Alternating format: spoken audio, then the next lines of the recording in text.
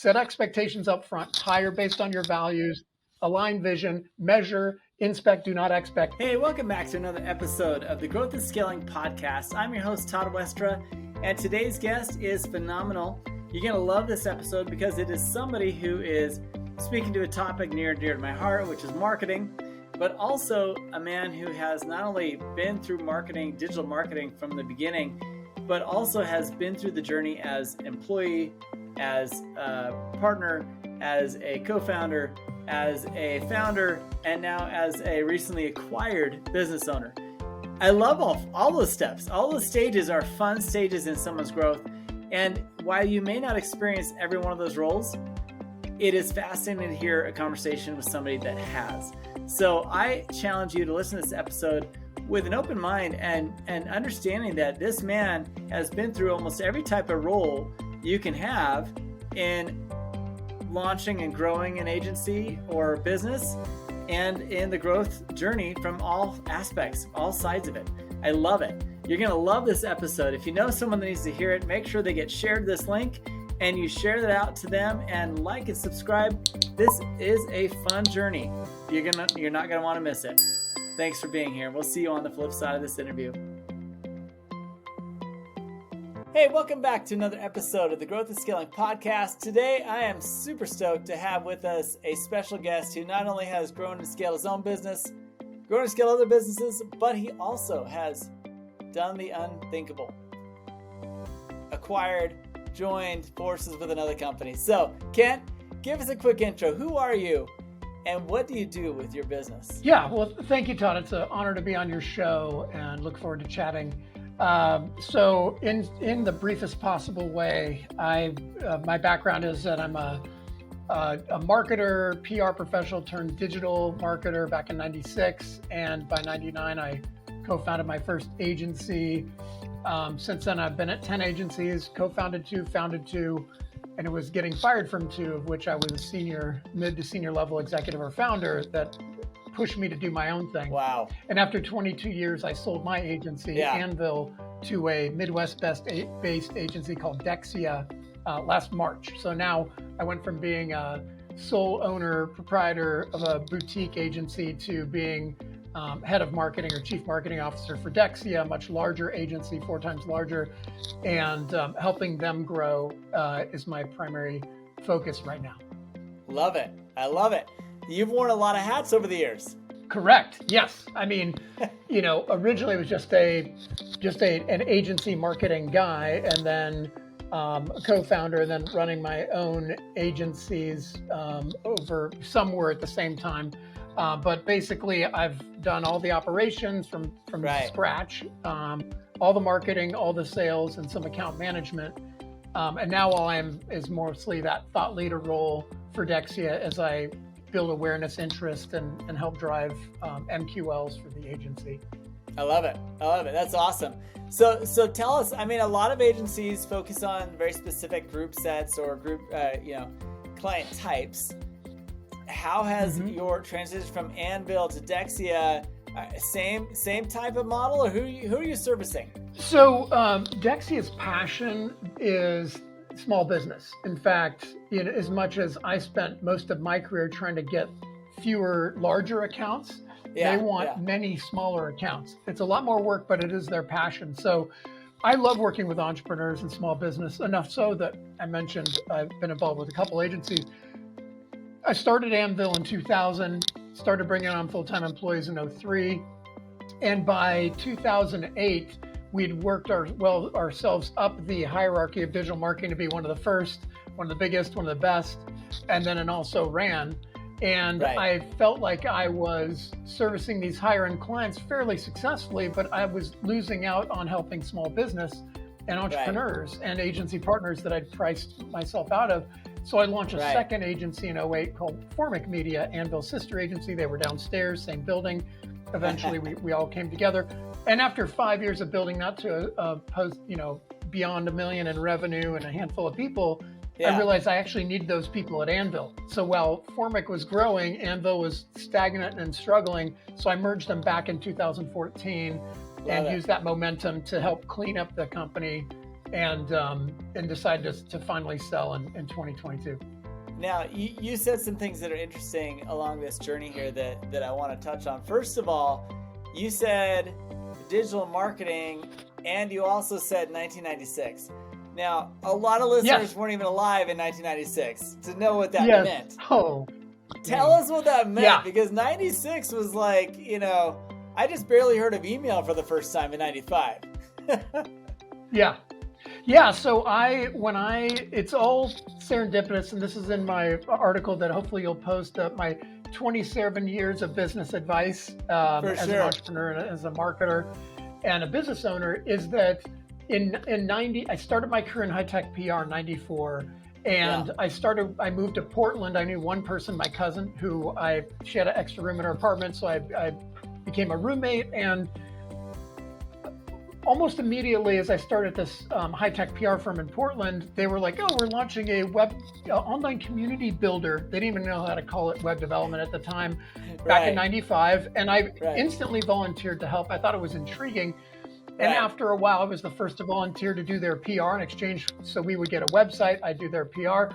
And I got to know that team. And eventually they were like, can you come downstairs and work for us being our marketing person? I was like, sure. That's awesome. I mean, I love the discipline of PR. Started to get tired of the people in PR, bullshit artists, etc. So I took that opportunity. I jumped, and it wasn't until the creative director, about a month in. Keep in mind, they wanted me to market, so all I knew was PR, and I have a degree in business with marketing concentration. So theoretically, I knew what advertising was, etc. But I wanted to figure out how to market these websites we were building for Microsoft and Intel, all these big brands. Sure. And I didn't know where to start. And was our creative director over lunch one day said meta tags. I'm like, meta what? Because I didn't know programming language, HTML. And right. And so he said, I think we need to know what that is. So I researched. I said, I can put keywords in these meta keyword descriptions or meta keyword lists and descriptions, and I could get my client sites to rank.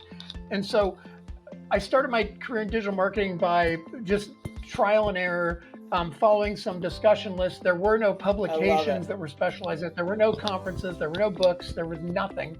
And so I started to build that. And so my career in PR, merging with internet, meant I was instantly giving back. I started a newsletter, which was originally Anvil Media, which is where I came up with my agency name. Was I'll just use this website I already have. It's a lot of work to create a new brand. So that's how it all started. But I was speaking and writing within 2 years of graduating college. I was teaching literally professors in Orlando at a conference what the internet was after sitting and listening to them for 4 to 16 years, depending how you look at it.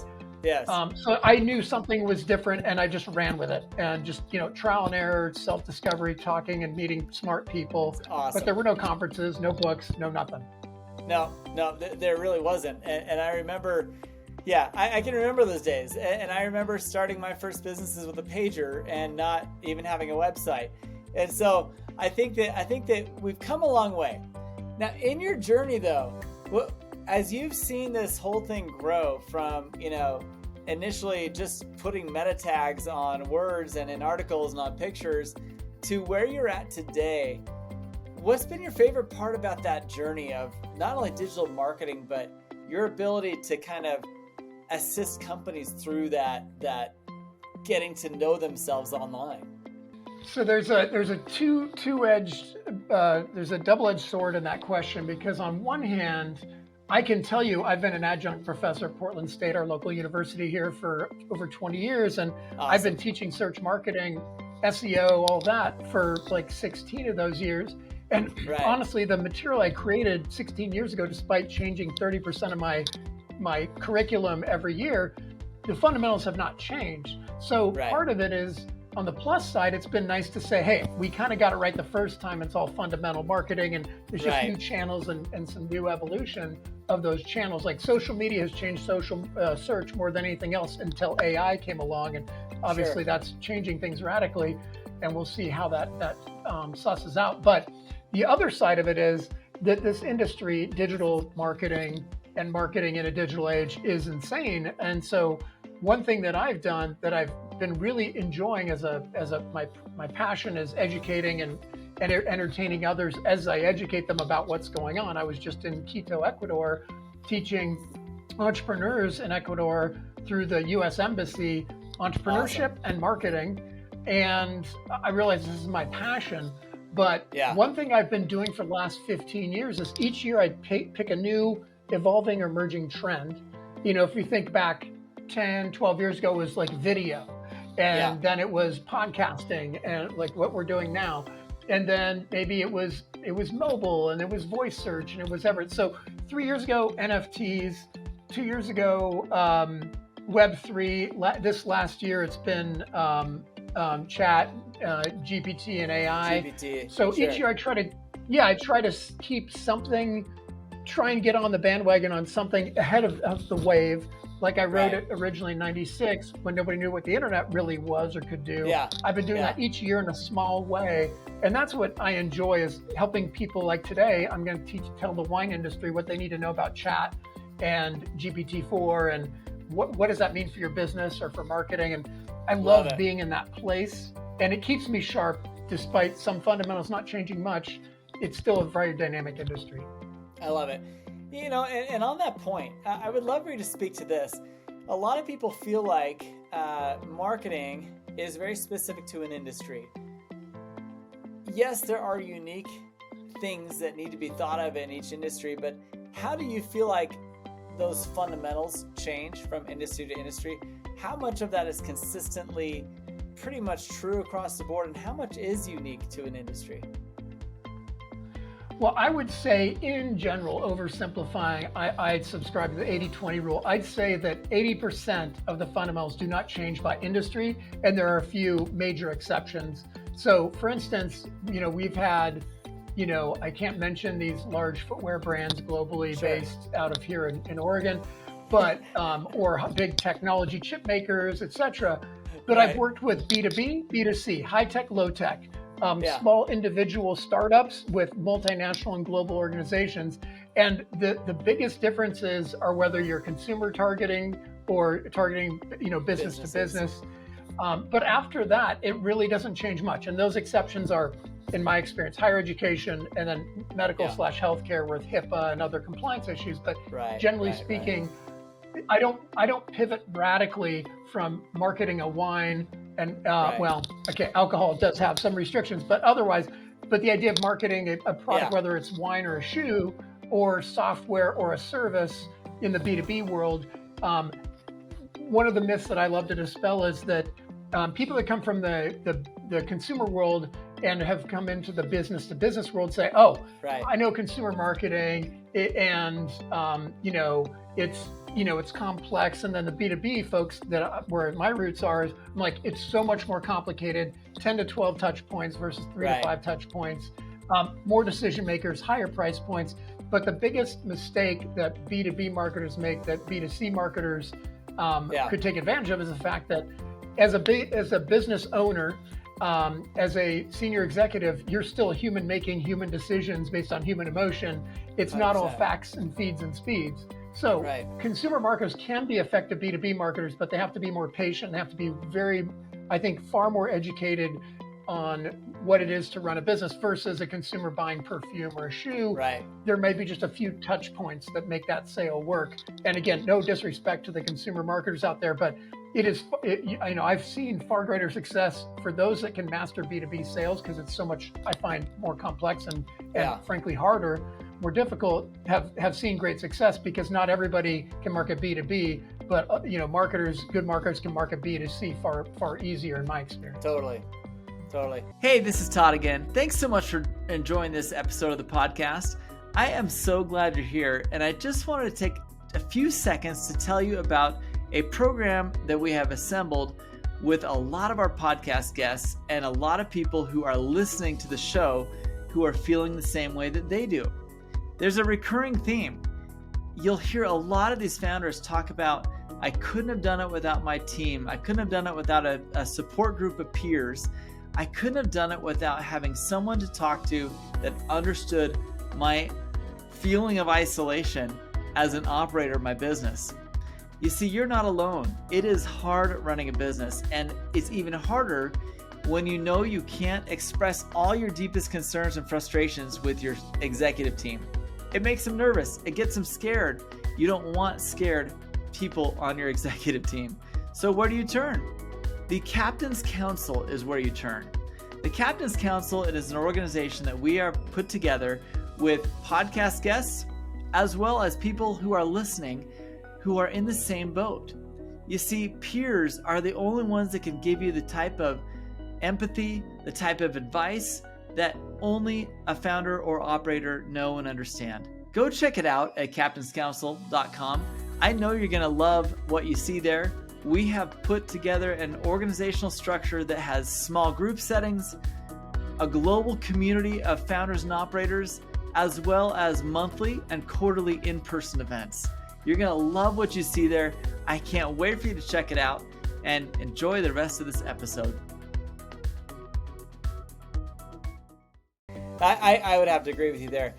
Now that we know what you do and who you serve and a little bit about your background, what I want to know now is, a lot of our listener audience are people that have either founded and are growing a business or are looking for that, exit type, or just where are they growing the business to?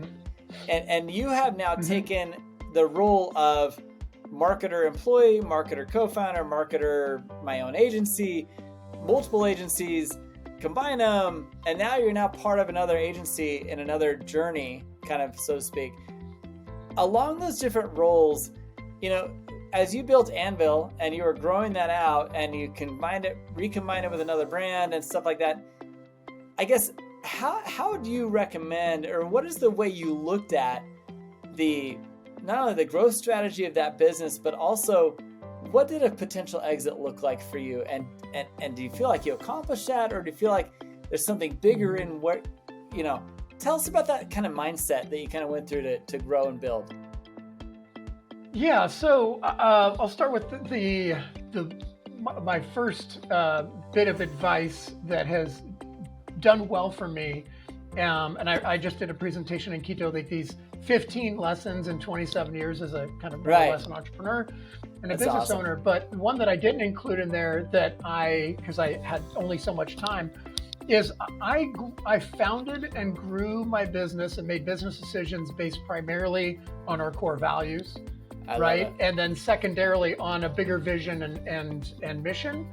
And so, for instance, referencing my earlier comment, we started as a Toyota brand of digital marketing. I mean, we could sell a product to companies of all sizes and shapes, but we worked our way up to the premium we were more of a Lexus, and we were pricing ourselves out of people who wanted a Scion or a Toyota. So I launched a Scion brand, Formic, back in 2008. And that way I had two price points. And if you came in wanting a Toyota, I'd say, well, you really need this, or you really only need this, whatever it was. And I could do that.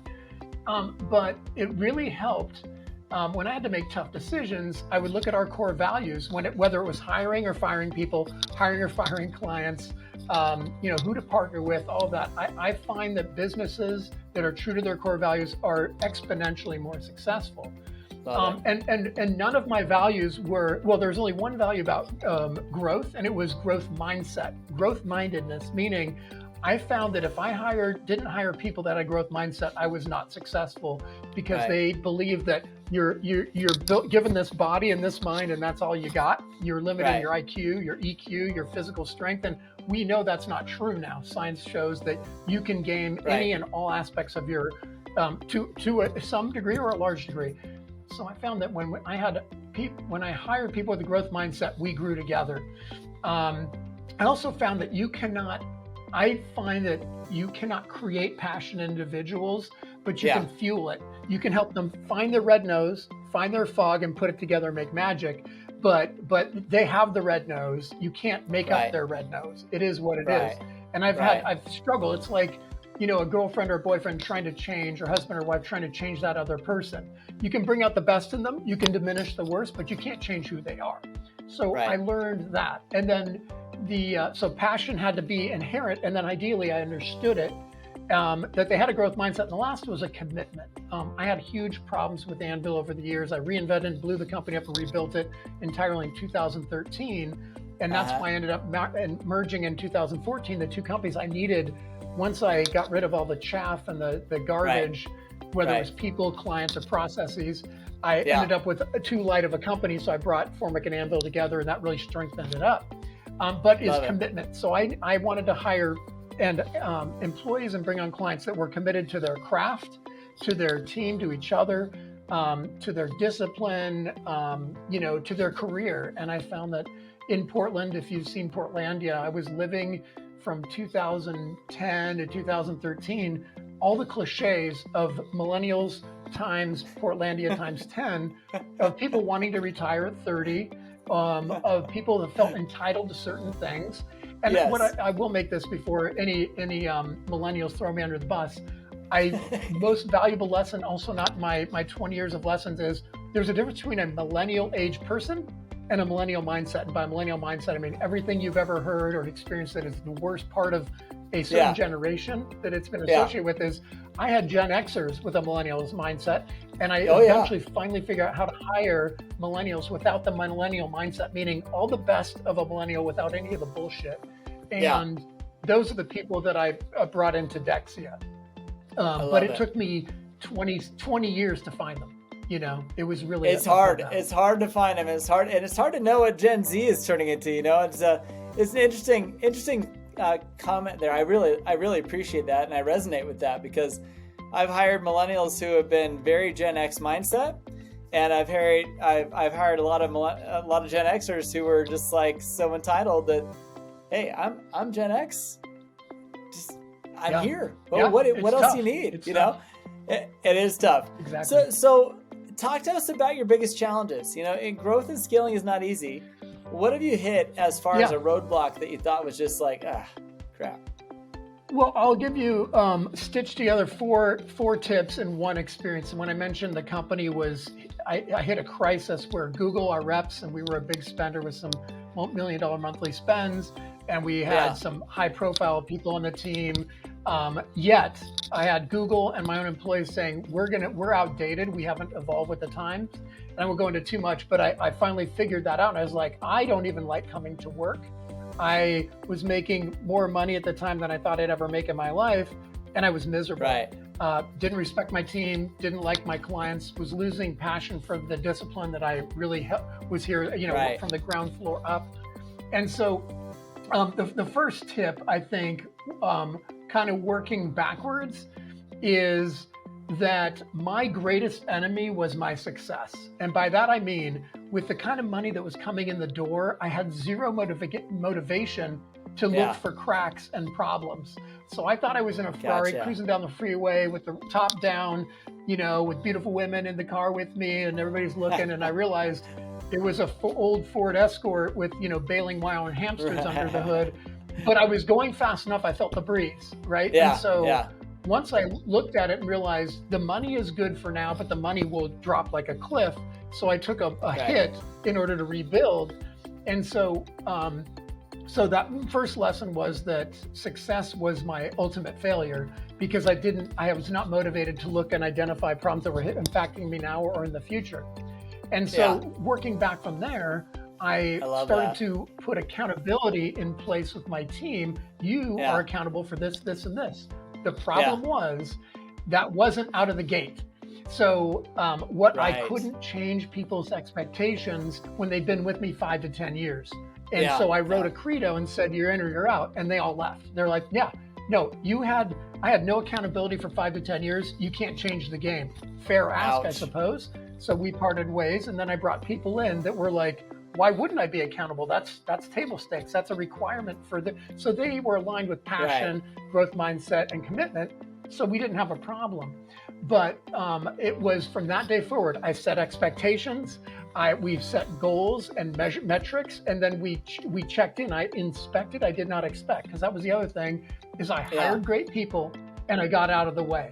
And that's a famous Lee Iacocca quote that also did me terrible.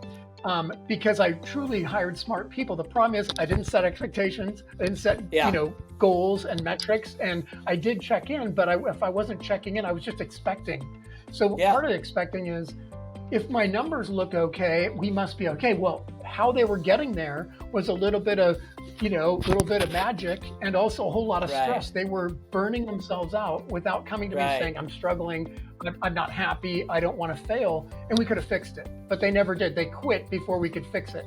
So those were, or I fired them. And so So that all of that is all one stitched together story.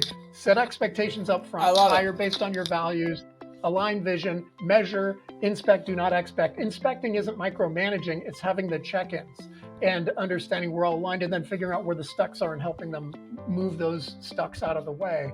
And it's really, frankly, it's that simple, but hard to implement. It is that simple, but it is exceptionally hard to implement. But once you finally figure out how to implement those pieces, business is not as complicated as most people make it out to be. And I think that what you've probably learned, the same way that I've learned, is that the more clearly defined you are on values, expectations, and all the responsibilities, things like that you just talked about, it is less of a burden because you're not wondering, what are they going to produce for me? You know what your team is going to produce, and you know what the potential outcome could be. And so it is a little less of an emotional burden, wouldn't you say, as you learn to set those things up the right way? Absolutely. Cool. Absolutely. Now, and it's been a good experience. Now you as a founder, I know firsthand that being a founder is fairly lonely. You know, you're trying to build these things, you're trying to set the vision, you're trying to set everything up for people to come be a part of it with you. Have you had a good mentor or someone that you kind of look to that deserves a little bit of a shout out that's helped you kind of go through this journey that you've been on? Yes, and I would say, unfortunately, this is a posthumous shout out, but still one of the most important people in my professional career life was a head of a department at an agency here in Portland that recruited me from my web development experiences. I was just learning how to map and merge PR with internet marketing. He saw that he saw the potential in me, saw me speak or heard about me, brought me in and said, I want you to run whatever online PR is going to be. Whatever PR is going to be online, I want you to run that and be our expert and our consultant. This was a 140-person agency, and I was leaving a 14-person agency. And after a couple months, I got bored.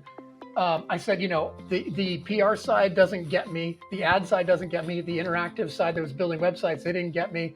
I said, can I build my own team? He said, sure, build me a plan and I'll approve it. And that's just what he did. So along the way, he was coaching me on things like the math and the science of Frank Sinatra and how he sings. And I was like, what? And he just taught me so much. And the original computer revolution, he was an early stage hacker with a K-Pro and like really original computer stuff.